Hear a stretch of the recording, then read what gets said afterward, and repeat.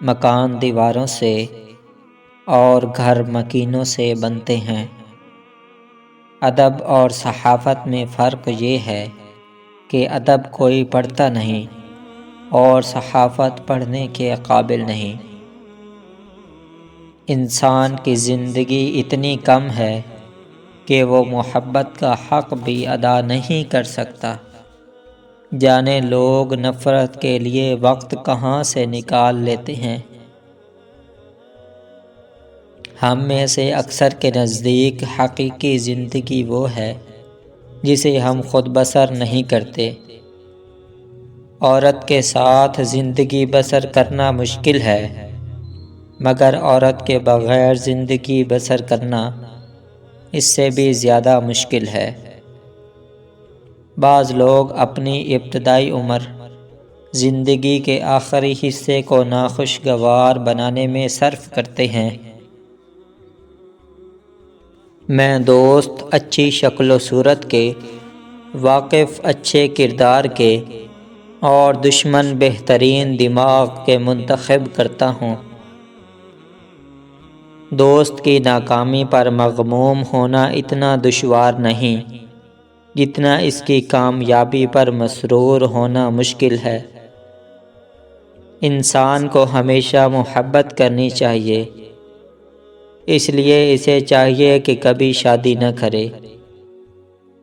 اگر فیشن کی سرپرستی عورت نہ کرتی تو ہزاروں درزی بھوکے مر جاتے۔ اگر کوئی خاتون اپنی غلطیوں میں دلکشی پیدا نہیں کر سکتی تو وہ صرف عورت ہے۔ عورتوں کو سمجھو، ان سے لطف اٹھانے کی صورت یہ ہے کہ انہیں صرف دیکھو، سنو نہیں۔ خاموشی اختیار کر کے دوسروں کی نگاہ میں احمق بننا، مہر خاموشی توڑ کر احمقی کا ثبوت دینے سے بہتر ہے۔ نصیحت کا بہترین مصرف یہ ہے کہ اسے سنو اور سن کر آگے بڑھا دو۔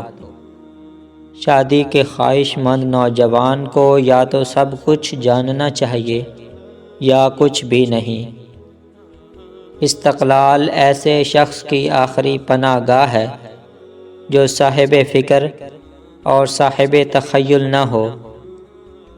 غریب و مفلس کے لیے صبر اختیار کرنا اور مطمئن بیٹھ رہنا خودکشی کے مترادف ہے۔ غریب ہو کر جو بے چین، جھگڑالو اور اپنے حقوق کی خاطر جد و جہد کرنے والا نہیں ہے، وہ ابدالآباد تک قہر ذلت میں پڑا اپنے نصیبوں کو روتا رہے گا۔ غریب شخص امیر کا اتنا محتاج نہیں جتنا کہ امیر شخص غریب کا، کیونکہ امیر کا کوئی کام غریب کے بغیر چل ہی نہیں سکتا۔ جوش اور سنجیدگی اگرچہ ایک ہی جگہ نہیں پائے جاتے، تاہم جن میں دونوں وصف موجود ہوں وہ کبھی لغزش نہیں کھاتے۔ تو دوستو، یہ تھے چند اقوال زریں، امید رکھوں گا کہ یہ آپ کو پسند آئیں گے۔ اگر آپ اقوال زریں ریٹن میں پڑھنا چاہتے ہیں تو اسی چینل کے نام سے موسوم ہماری website encyclopedia Urdu Hindi ہے، آپ اسے بھی وزٹ کر سکتے ہیں۔ ویڈیو دیکھنے کے لیے شکریہ، جزاک اللہ۔